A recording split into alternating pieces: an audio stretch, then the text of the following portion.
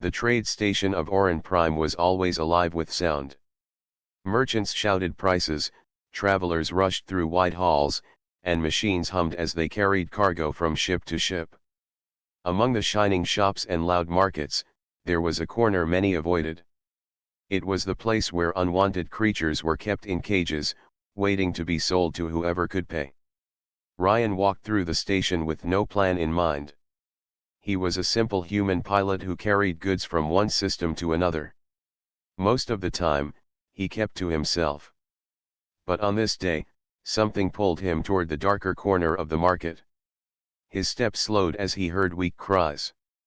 The sound was not like a normal animal. It carried pain, hunger, and fear. There, inside a cage of cold metal, lay a small creature with scales that had lost their shine. Its wings were folded tight against its body.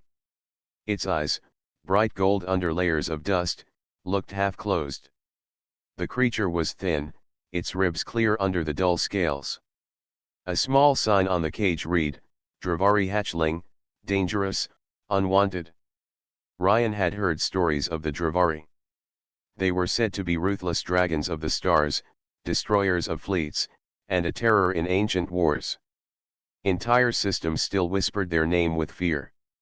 Seeing a hatchling in such poor state was strange, almost impossible. Traders walked past the cage quickly, muttering that the creature was cursed or that it would grow into a monster.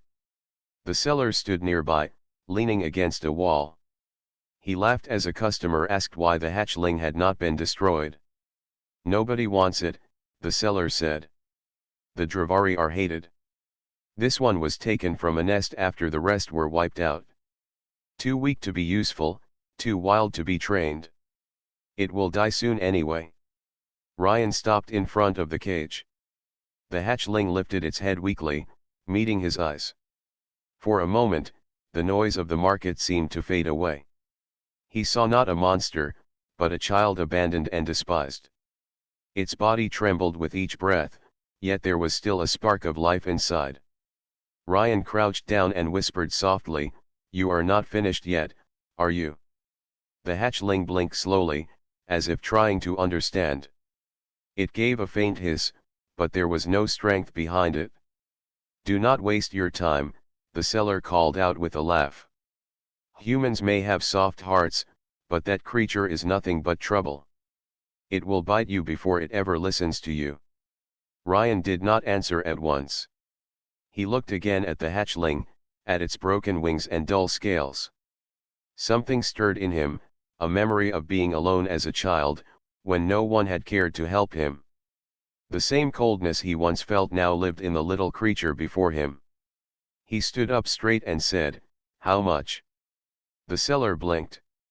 "You cannot be serious." "I am," Ryan replied. His voice was calm but firm. The seller shook his head. "You will regret it. That hatchling will never be tame. But if you want to waste your credits, pay me and take it." Without another word, Ryan transferred the credits.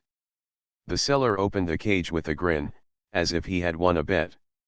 Ryan knelt down again and reached out a hand. The hatchling hesitated, eyes narrowing in distrust. But when Ryan gently lifted it, the creature did not resist. It was too weak to fight. Its body felt fragile in his arms, and yet he carried it with great care. As Ryan walked away from the market, he heard laughter behind him. "The human has lost his mind," someone said. "He bought a cursed dragon. He will not live long." Ryan ignored them. He returned to his small ship, a simple freighter with little more than the basics. Inside, he prepared a soft place with blankets and set the hatchling down. The creature curled up tightly, still watching him with cautious eyes. Ryan brought water in a shallow bowl and placed it near the hatchling. For a long time, the little dragon did not move. Then, with slow effort, it dragged itself forward and began to drink. Ryan smiled faintly. It was a small step, but it was enough. That night, as stars glowed outside the ship's window, Ryan sat near the hatchling. He spoke in a gentle voice, telling it stories about the stars, about long travels between worlds, and about the kindness he once wished for when he was young. The hatchling listened, though its eyes drifted shut in exhaustion. In the quiet of the ship, Ryan made a silent promise. He would not let this creature die forgotten and hated. No matter what others believed, he would give it a chance to live.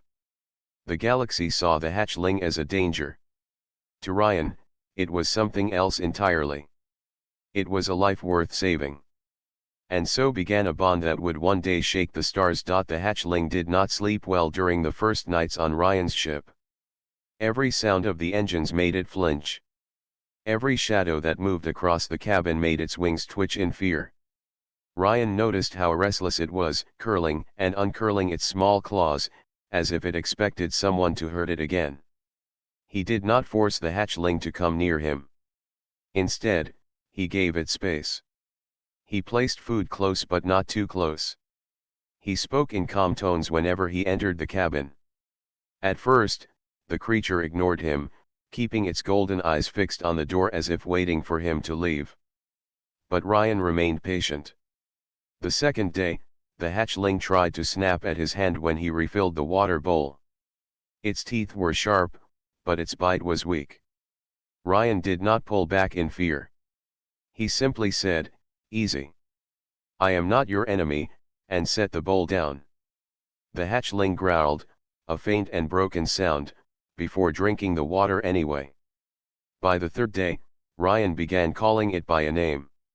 He thought for a long time before choosing one that felt right. "Kale," he said softly. "That will be your name. You are not a monster. You are Kale." The hatchling blinked at him as if confused, but when Ryan repeated the name later, the little creature tilted its head slightly. It was the first sign of recognition. Life on the ship settled into a rhythm. Ryan continued his work, delivering goods from one colony to another. Kale stayed in the cabin most of the time, still weak but slowly gaining strength. Each time Ryan returned from unloading cargo, he brought fresh supplies not only for himself but also for Kale. The hatchling's eyes followed him more often now, no longer filled with only suspicion but also with curiosity. One evening, while Ryan ate his meal at the small table in the ship's galley, he noticed Kale standing at the door. The hatchling's wings hung low, and its claws tapped nervously against the floor. It looked uncertain, as if it wanted something but did not know how to ask. Ryan held out a piece of dried meat. "Hungry?" he asked. Kale hesitated, staring at the food, then slowly stepped forward. Its movements were cautious, each step measured. When it finally reached Ryan, it stretched its neck and snatched the meat quickly, retreating a step as if afraid he might strike. But Ryan only smiled. "Good. You are learning to trust." The next night, Kale came again, this time staying closer. Ryan noticed that the hatchling no longer curled itself in the corner when he spoke. Instead, it sat near his chair, still guarded but no longer hiding. It was progress, and Ryan felt a quiet pride growing inside him. Days turned into weeks. Kale's scales began to shine again, faint silver streaks running along his body. His wings grew stronger, stretching wider each day. Once, when Ryan returned from checking the ship's engines, he found Kale standing on the bunk with his wings spread, trying to balance. The sight made him laugh softly. "You will fly one day," Ryan said. "But not yet." Despite the slow bond forming, there were still difficult moments. Kale had bursts of wild energy. Once, he knocked over a storage box and scattered tools across the floor. When Ryan entered, Kale hissed defensively, expecting punishment. But Ryan only picked up the tools calmly and said, "Be careful next time." That gentle reaction seemed to confuse Kale, who lowered his head and watched silently. Another time, during a supply stop, two station guards noticed the hatchling through the ship's window. They called Ryan a fool for keeping such a dangerous creature alive. One of them even threatened to report him to the local authority. Kale, hearing their voices, let out a sharp hiss and pressed against Ryan's leg for the first time. It was a small act of seeking protection, but it carried great meaning. Ryan stood firm and told the guards, "He is with me. He is not a threat." His steady voice made Kale relax a little. On their way back into space, Ryan spoke to the hatchling. "The galaxy will not understand you yet. They will judge you for what your kind once did. But you are more than their fear. Stay close to me, Kale. Together we will prove them wrong." Kale looked at him for a long moment. Then, for the first time, he made a soft sound, not a growl but something closer to a gentle chirp. It was quiet, almost shy, but it filled Ryan with warmth. That night, Kale did not curl up at the far end of the cabin. Instead, he settled near Ryan's chair, his golden eyes closing slowly as he drifted to sleep. Trust was forming, thin but real. Ryan knew it would take time, perhaps years, but he also knew this bond was unbreakable. The hatchling was no longer only a creature from a cage. He was a companion, a friend, and soon, perhaps, something greater. The stars outside the ship shone brighter that night. And within the quiet hum of the freighter, a new story was beginning, the story of a human and a dragon learning to trust each other against all the doubt of the galaxy. Kale grew stronger with each passing week. His scales that once looked dull and lifeless now carried a soft shine. His wings stretched wider, and when he shook them, a faint hum filled the small cabin. Ryan noticed how quickly the hatchling was changing. The creature who once curled in a corner, weak and trembling, now moved with new energy. One morning, Ryan entered the cabin carrying a bowl of fresh water. Kale was already awake, pacing in circles with his wings half open. When Ryan placed the bowl down, Kale moved quickly, not only to drink but also to look at Ryan with sharper eyes. The weakness had not fully left, but strength was beginning to take its place. "You are healing," Ryan said with a quiet smile. "Soon you will be more than ready to test those wings." Kale tilted his head at the sound of his name. He gave a short chirp and tapped the floor with one claw. It almost seemed like he understood. As the freighter moved from one colony to another, Kale's progress continued. He no longer feared every sound of the engines. Instead, he explored the ship, carefully sniffing at storage boxes, peeking into the galley, and even curling up in the co-pilot seat when Ryan flew. Ryan did not stop him. He wanted Kale to feel that the ship was home. One day, when Ryan was fixing a loose panel in the engine bay, Kale squeezed into the space and sat beside him. His golden eyes followed every tool Ryan used, and his head turned with each movement. It was as if the hatchling wanted to learn. "You are curious," Ryan said softly. "That is good. Curiosity means you are alive." The real test came when danger appeared without warning. It happened on their way back from a supply run near the outer belt. The freighter was carrying medical goods to a mining station when 3 small raider ships appeared on the scanner. Ryan knew their kind. They attacked weak freighters, stealing supplies and leaving destruction behind. The raiders hailed him, demanding he stop and surrender the cargo. Ryan tried to steer away, but their ships were faster. Within minutes, they docked and forced their way onto the freighter. Ryan stood firm in the corridor as 2 raiders entered, armed with shock rods. They sneered when they saw only a human pilot blocking their path. "Step aside," one of them ordered. "The cargo belongs to us now." Before Ryan could answer, a sharp sound came from behind him.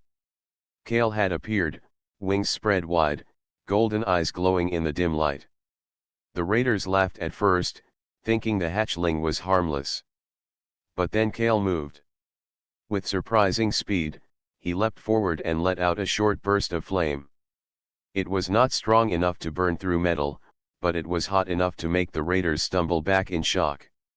Kale hissed, tail lashing against the floor, and positioned himself between Ryan and the intruders.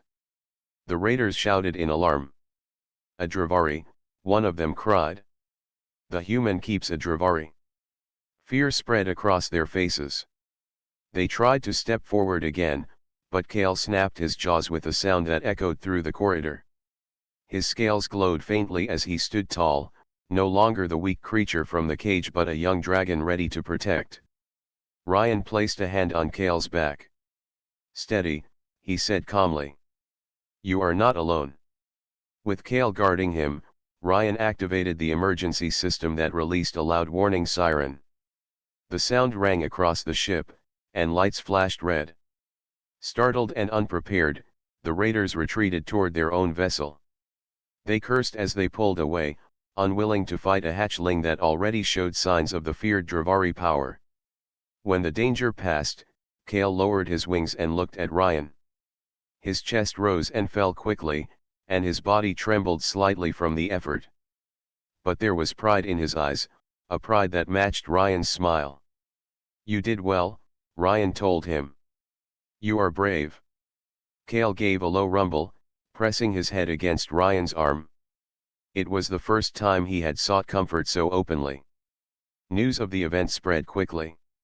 The miners at the next station told the story of how a human and a Dravari hatchling had driven away raiders. Some doubted it. Others laughed. But a few began to wonder if the tales were true. Whispers traveled through the trade routes: a human had adopted a despised dragon, and the dragon had defended him instead of destroying him. Many called it foolishness. Some called it dangerous. Yet there were also those who began to think it was something more. Ryan ignored the gossip. For him, the moment was simple. Kale had chosen to protect, not to harm. That choice mattered more than any rumor. As the freighter sailed once more among the stars, Kale sat proudly in the co-pilot seat, wings folded neatly, eyes fixed on the endless sky. Ryan glanced at him and said, "The galaxy does not know it yet, Kale, but you are going to change everything."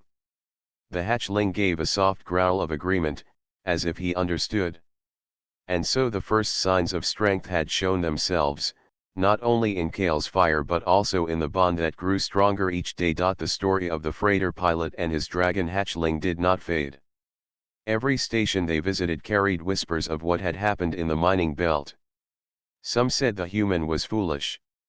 Others said the hatchling was dangerous. But a few began to wonder if something impossible was taking place. The news spread so quickly that it reached the Galactic Council, a great chamber where leaders of many species met. The council was made of those who valued law and order above all else. They remembered the ancient wars when the Dravari had filled the skies with fire. To them, dragons were not just feared, they were forbidden. When the council heard that a human had adopted one, they reacted with alarm. Orders were sent. Ryan and the hatchling, now called Kale, were to appear before the council. Ryan received the message as his freighter rested at a docking ring above a green world. He read the words carefully, his jaw tightening.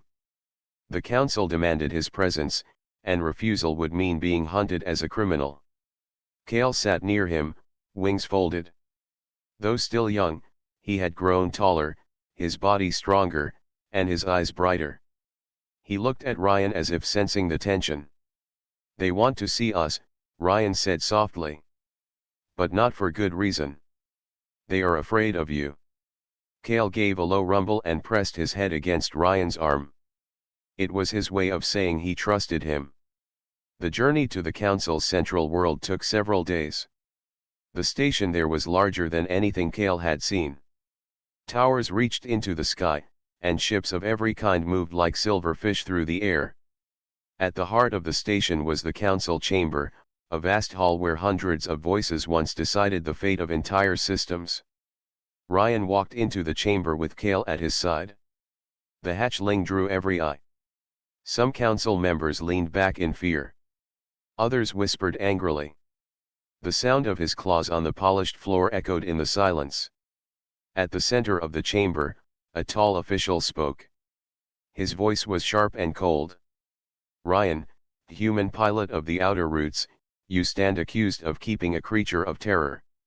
The Dravari are not permitted to live. You have broken ancient law by raising one. Explain yourself. Ryan stood tall. His clothes were plain, his voice calm. This hatchling is not a monster. His name is Kale. He was abandoned, despised, and left to die. I saved him because he deserved a chance to live. And I tell you now, he has shown loyalty and courage. He is not what your laws claim. The chamber filled with murmurs. Some shouted that the human was blind. Others demanded Kale be destroyed at once. A few, however, watched quietly, uncertain. One counselor, an elder with silver markings on her skin, raised her hand. The Dravari brought war long ago. Entire worlds burned because of them. Do you claim that this one will be different? Ryan looked down at Kale, who stood firmly by his side. Then he met the eyes of the counselor. Yes. Because hatred is not stronger than care. Kale has learned trust. He has defended me, not harmed me. He has chosen a different path. The chamber erupted again. Some voices were filled with anger, some with doubt, and a few with wonder. The council leader raised his hand for silence. Your words are bold, human, the leader said. But bold words are not proof. You claim the hatchling can be loyal. Then we shall see. You will be given a trial period. During this time, the hatchling must live under close watch. If he shows violence, if he proves the fears true, both of you will face judgment. Ryan bowed his head slightly. I accept. But know this. If you judge him by fear alone, you will never see what he can become. The session ended. Guards moved to escort Ryan and Kale out, though they kept their distance, unwilling to stand too close to the young dragon.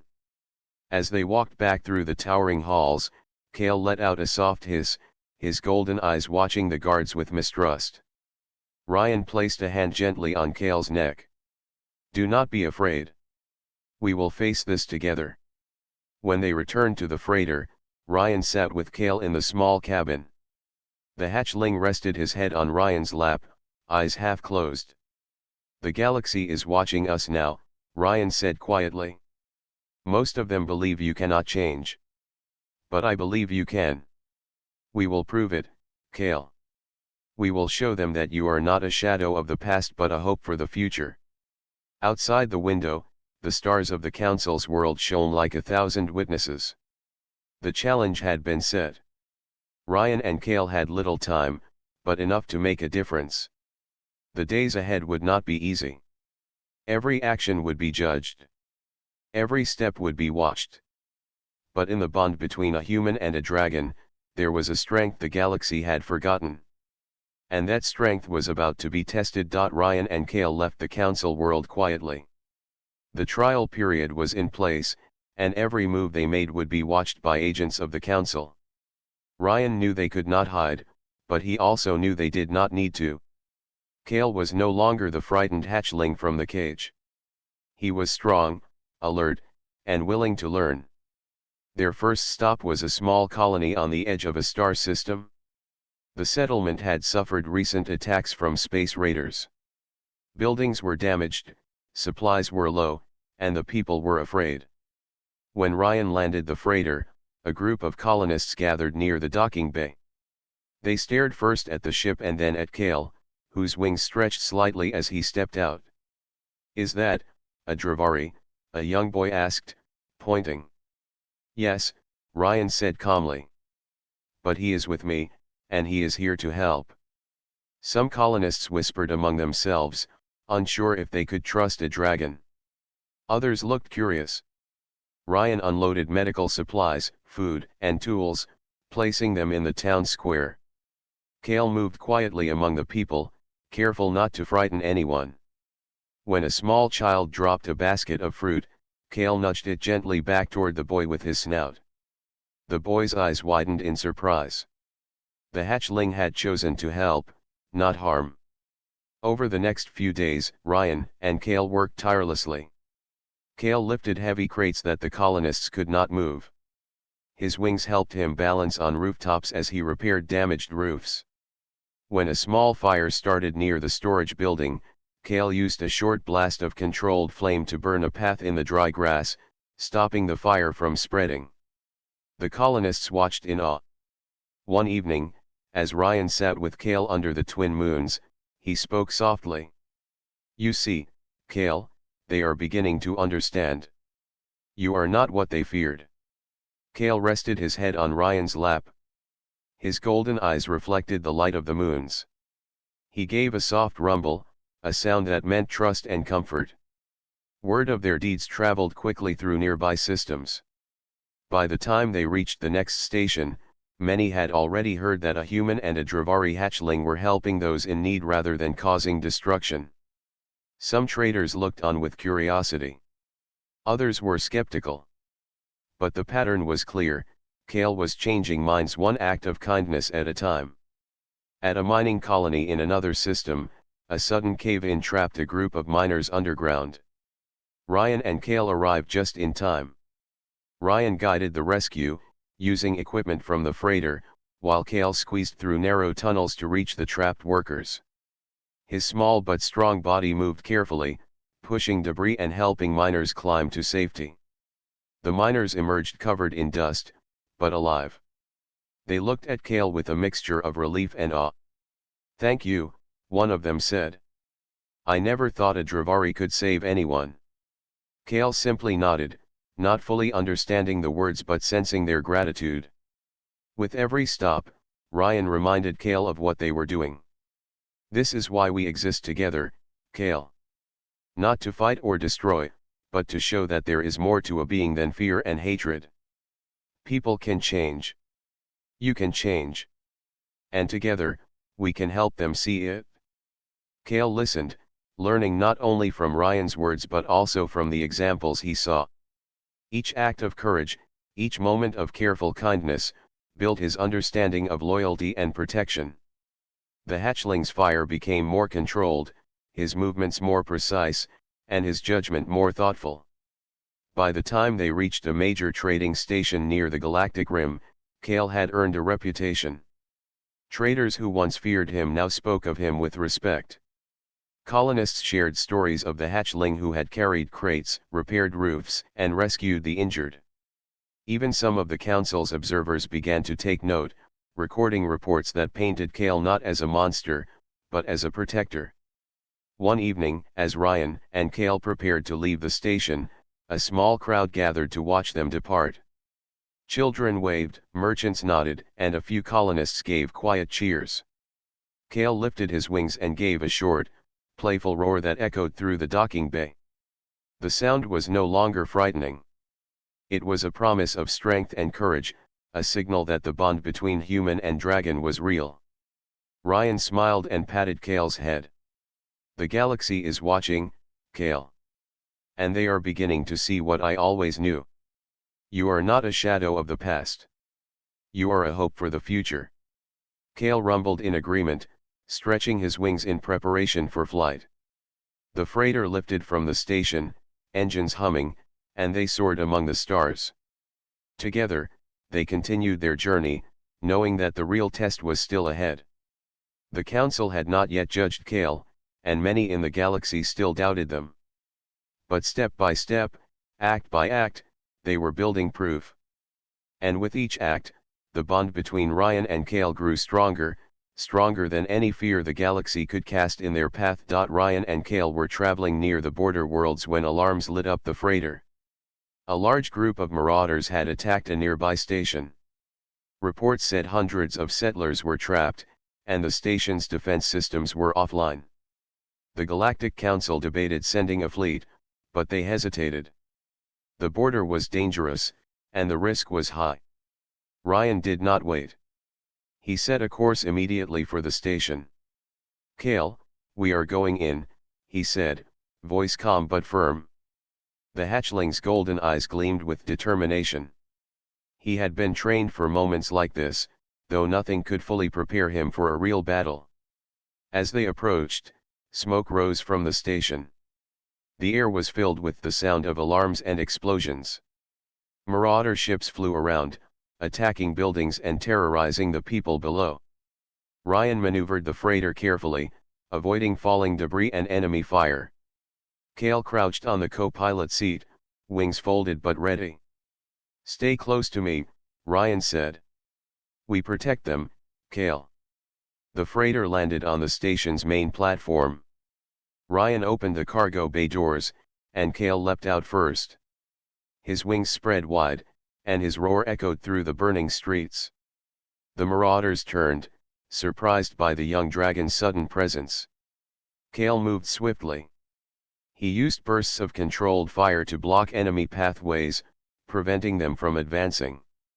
He lifted debris with his strong claws to clear trapped settlers. Each action was precise, showing both power and care. Ryan followed, directing people to safety and using the freighter's energy shields to protect those in immediate danger. He worked seamlessly with Kale. Where Ryan could not reach, Kale stepped in. Where Kale needed guidance, Ryan pointed the way. Together, they formed a team that neither the settlers nor the marauders had expected. The marauders regrouped and tried to corner them. A large ship hovered above the station, its weapons ready. Ryan knew they were outnumbered, but he refused to retreat. "Kale, now," he said. Kale rose into the air, wings strong and powerful. He darted between the attacking ships, breathing fire in controlled bursts. His flames were bright but focused, disabling weapons and forcing ships to move away without harming the station's structures. The marauders struggled to respond, confused by the young dragon's skill and bravery. Ryan guided the settlers toward a safe zone while Kale continued his assault. The duo moved like one mind, each anticipating the other's actions. When a collapsing walkway threatened to trap the last group of miners, Kale leapt, catching the debris and holding it long enough for the people to climb to safety. Finally, the marauders, seeing their attack fail repeatedly, retreated. Their ships flew off into the darkness of space, leaving the station in the hands of its grateful inhabitants. The settlers cheered, rushing to embrace their rescuers. Kale landed beside Ryan, panting but proud. His wings were spread, his golden eyes bright with excitement and relief. Ryan knelt and stroked his head. "You were amazing, Kale. You saved them all." Settlers approached cautiously at first, but soon they came closer, offering smiles, thanks, and gifts of food and supplies. A child reached out to Kale, and the hatchling lowered his head gently, allowing the boy to pat him. This simple act showed not only his power but also his gentle heart. News of the event spread faster than ever. Traders, colonists, and even council agents reported on the courage and skill of the human and his dragon. Some observers who had doubted them now whispered that perhaps Ryan's belief in Kale was correct. The hatchling had proven that he could be brave, controlled, and loyal. That night, Ryan and Kale sat on the freighter's deck, looking at the stars. "You see, Kale," Ryan said softly, "this is why we do what we do. We show the galaxy that fear does not always tell the truth. You are more than they believe." Kale rested his head on Ryan's shoulder, letting out a soft rumble. The roar of his fire had been gone for now, replaced by calm satisfaction. He had faced real danger and had acted not with anger, but with courage and care. Ryan knew the council would hear of this battle soon. Some might still doubt them, but others could not ignore what had happened. Kale's actions had spoken louder than any words could. The galaxy would remember the story of the hatchling who defended lives instead of destroying them. Together, Ryan and Kale had faced the trial of fire and had passed. The human had guided the dragon, and the dragon had chosen courage. Their bond had grown stronger than ever. The stars outside the freighter shone quietly, as if watching and approving the courage of a human and a dragon who were determined to change the galaxy's view. And somewhere, in the heart of the council, eyes were opening to the truth that a Dravari hatchling could be more than a weapon. He could be hope. After the battle at the border station, Ryan and Kale continued their journey across the stars. Every system they visited added another story of hope. Kale's actions had begun to change opinions, even among those who once feared the Dravari. People started to understand that the hatchling's loyalty, courage, and kindness were proof that the past did not define the future. One morning, as the freighter traveled through a quiet sector, Ryan received a message from the Galactic Council. Their trial period was over, and the Council demanded a report on Kale's behavior. Many expected condemnation. They feared the Dravari could still be dangerous. But the report Ryan sent was simple and honest. He told them everything: Kale's growth, his acts of bravery, and his gentle heart. The council listened. They watched the footage of Kale saving miners, protecting settlers, and defending Ryan from raiders. Slowly, their disbelief turned to amazement. For the first time, many council members admitted that their judgments had been too rigid. A Dravari hatchling could choose a different path. It was not the past that defined him, but his choices in the present. Ryan and Kale arrived at a central system where representatives from many worlds had gathered. News of their deeds had already reached there, and crowds waited at the spaceports. Some observers were curious, others skeptical, but all eyes turned to the freighter as it landed. Kale stepped out first, proud and calm. His wings were strong, his scales shining, and his golden eyes bright with intelligence. The crowd fell silent. They had feared him once, but now they saw not a monster, but a protector. Ryan walked beside Kale, speaking to the crowd. This hatchling was abandoned and feared. He could have followed the path of anger and destruction, but he chose differently. He chose to protect, to help, and to care. That is the strength of a being, not the size of its fire or the sharpness of its teeth. People watched in awe as Kale moved carefully among the settlers, allowing children to touch him and rescuing a small pet that had been trapped in a cage. Each action was a demonstration of his trust and compassion. Council representatives approached cautiously, speaking with Ryan. "We underestimated him," one elder admitted. "We judged him by history and fear. But your words are true. This hatchling is more than we imagined." Ryan smiled. Kale is not just a Dravari. He is a choice. The choice to be good. The choice to protect life instead of destroy it. That is what all of us can do, if we try. Kale gave a soft roar, not loud enough to scare, but full of pride. The sound echoed through the port, carrying a message to every being present. Strength and courage were not measured by fear or power alone, but by the decisions one made to protect and care for others. News of the event traveled faster than ever before. Traders, pilots, and settlers spoke of the human who raised a dragon and the dragon who changed minds and hearts. Soon, systems across the galaxy discussed Kale's deeds. Some were still cautious, but many began to hope that fear of the Dravari could be replaced with understanding. Ryan and Kale did not stop their journey. Each act of kindness, each rescue, each careful display of strength continued to show the galaxy a new way to see the feared Dravari. Kale became a symbol, not of war or destruction, but of hope and change. One evening, as they sat aboard the freighter under the light of distant stars, Ryan looked at Kale. "Do you see, Kale? The galaxy is starting to understand you. They see that you are not just a hatchling or a weapon. You are a life, and every life matters." Kale pressed his head gently against Ryan's arm, a silent promise of loyalty and trust. The stars stretched endlessly outside the window, shining like countless witnesses to the story of a human and a dragon. Together, they had faced fear, hatred, and doubt. Together, they had shown that compassion, patience, and courage could change even the most rigid hearts.